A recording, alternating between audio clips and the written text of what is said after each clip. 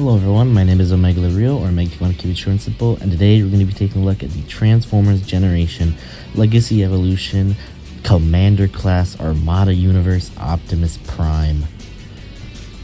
I really need to stop saying these names so long, god, but whatever. So there's a little bit of backstory to this guy, because this thing has been a long time coming.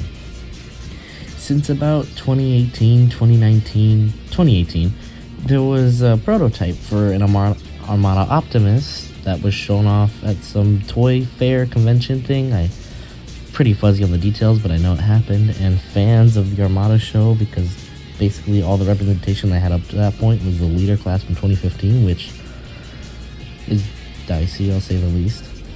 But the fans of the show were extremely hyped to see that they were getting more representation in a complete new Armada Optimus Prime. And then went by 4 years. Yeah, that ended up not happening. Basically entering some kind of production hell, some sort of thing. I'm not sure exactly on the details of it, but eventually that was scrapped and fans were extremely disappointed. But word had leaked out that we were supposedly going to get a commander class for this year, which would include his super mode. And we waited, and we got exactly what we wanted. So, let's start off this review looking at the core robot. I know he's packaged in his vehicle mode, but I'm going to do this normally so that I can just get out all the stuff normally at first, and then we'll go into the other parts. But starting off with detail and paint, the core robot is amazing. Optimus Prime here is extremely faithful to the Armada show, basically looking almost just like the animation model with a couple of artistic liberties here, but what you see here is practically fantastic and is a great representation of the model in the show. I do love the applied paint. While there is some, and there is definitely a good amount of it, it doesn't feel cheap and doesn't feel like it's gonna scrape off and just wear down and eventually looks like broken. No, it feels pretty much premium, and the details here also work pretty well. And speaking of details, there's actually a hidden Easter egg on this guy where you get the Matrix chamber, which we'll look at the Matrix later, and we also get the Spark chamber, which is accurate to the show, so that's also pretty damn good.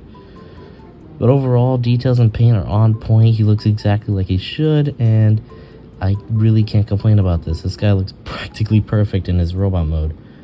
Moving on to articulation for Optimus, it's a little weird. He's got the hot rod shoulders, Tarn, trigger happy. Do we have an official name for these? Because we really don't have a name for these. He just has those type of shoulders, and I'm not really bothered by them. The new SS Optimus is coming with him, so what can you do? But overall, he's got some pretty good articulation. It even has an ab crunch in there as well, so if you want to cheat that, you can also just unplug his chest and get an ab crunch. You can do some pretty cool poses with it. I tried it out, and yeah, you can get him to move around. So articulation is actually really good. He feels chunky, so the plastic feels pretty damn good in hand. He doesn't feel like flimsy. The only parts I'd feel were flimsy are the shoulder pads that we'll look at later, because they're the legs. Yeah, if you know what an Armada Optimus is, then you know why these look so weird. Looking at the weapons, they're fine. You get these little hand blaster cannons that are just the exhaust for the truck mode, and they're cool. They're blast compatible, so of course, if you have any of those effects from Siege, Earthrise, or Kingdom, you can just slap these on there and they work.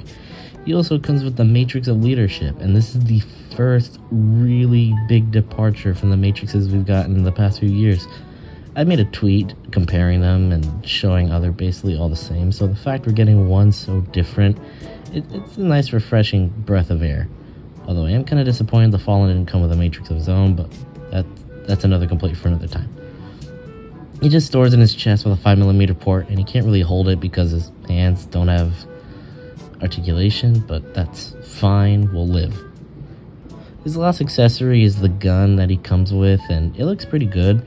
It's just a standard gun that is accurate enough to the source material, so it gets a pretty good pass, and it looks pretty well with him. It scales well, and you can get some pretty good poses. And just like the little blasters, this is also 5mm compatible, so put some blast effects on there. Go crazy. Size comparisons, he is a big boy for a Voyager size. Supposedly, what they're doing is Voyager Plus figures, and I've already explained what this is, which is basically Voyagers that come with a trailer or something crazy. And we've already seen this 2 times already with Motormaster and Rodimus, so I'm not too thrown off by this. This is not something new. We've seen this before, and he's got a good size, and he scales well with the rest of the guys. And if they were to make this a Voyager, then we would have never gotten the super mode, so glad that we got it like this. So my final thoughts on the robot mode is that it's pretty fantastic. It's got lots of articulation, huge range of movement, the paint and details are all spot on, and it's everything I basically wish for in an Armada Optimus, which is practically perfect. If I had one complaint, is that the shoulders don't really tab into the body that well and can move around a bit while messing around with him in robot mode, but I don't want to complain about that. This is pretty damn good on its own. So let's transition over to the vehicle mode, and I have a bit of a problem with this. I saw the vehicle mode in hand, it feels too unproportionate. The back is extremely long, it feels stretched, and I know there really wasn't a way to fix this, but it just feels too long. The front of the truck though is really squat, really brutish, and I love the design of it a lot. It just has a really strong feel to it that I'm sure worked with the original toy and Bendy Prime, so this works here too. And of course, you could put the trailer on there and get some movement with it, and scaling them as well with the other guys. He's a pretty good size. I'd say Voyager Plus was definitely the right move to make him. Any bigger or smaller just wouldn't work. But like I said with the trailer, let's move on to that. This thing is the most different out of all the trailers we've gotten so far. Usually what we've gotten is just one that opens or one that doesn't open at all. And this one doesn't open at all, but it also has such a unique shape to it as compared to the other rectangles we've gotten. It kind of splits out and becomes this weird battle weapon thing that you can put hotshot on if you wanted to. It's got a definite shape that is very much different from the other ones, and I kind of like it being different for that, but it is a little weird looking, I'm going to be honest, and I'd be lying if I said it looked a little odd to the eye. And these giant squares just jut out.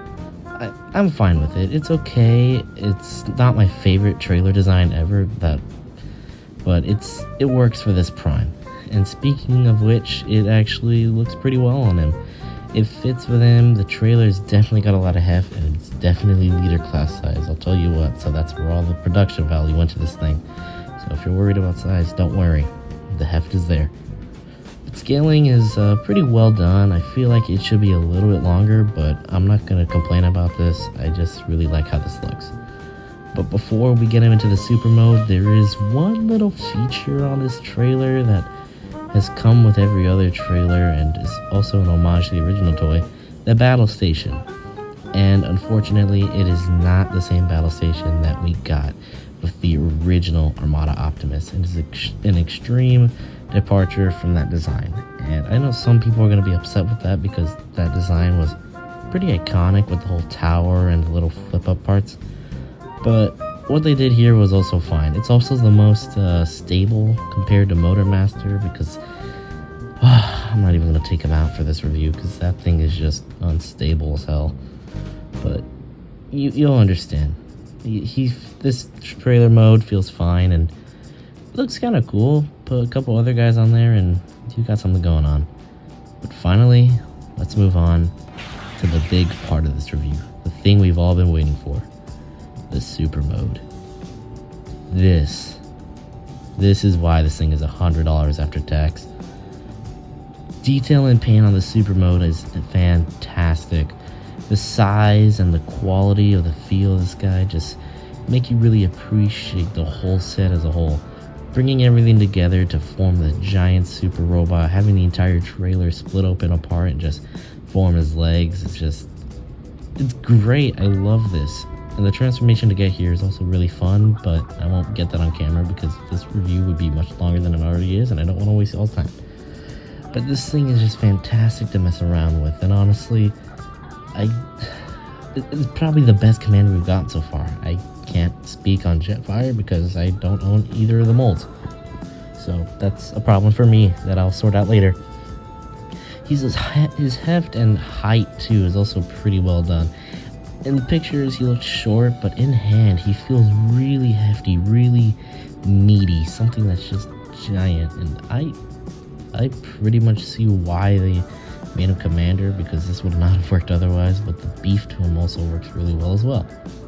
I know I'm repeating myself, but let me just get back on track. I love this thing. Like I said, detail and paint on this guy is fantastic. Pretty much just sharing the paint and details from both modes, just put in together.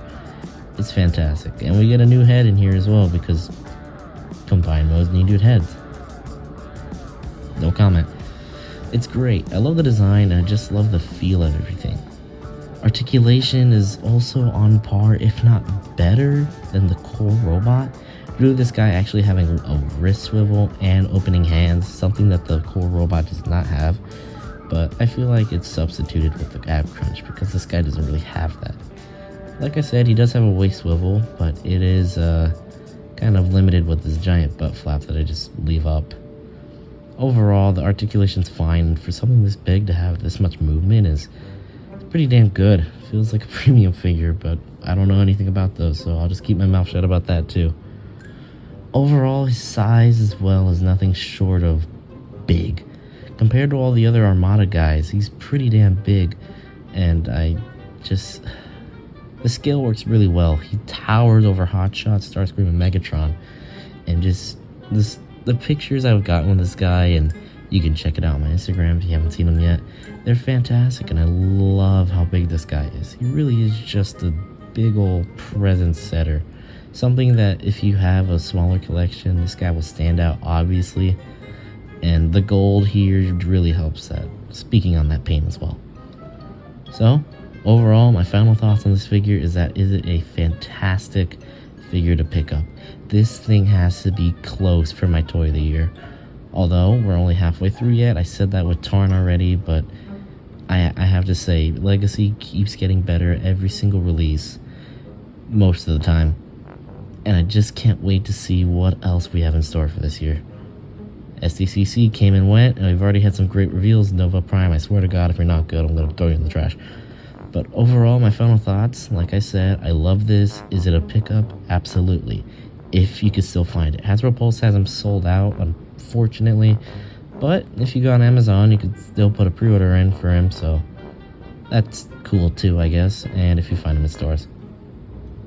I just can't say enough how much I love this thing. And I also wanted to say a little comment. Happy birthday, Peter Cullen. On the day this is releasing, today is his birthday. And despite this not being a character he voiced, it's still a character he played, I guess. I don't know. Happy birthday to the voice of Optimus Prime is all I want to say. Well, that's it for this review, everyone. My name has been Omega, and I will talk to you all later.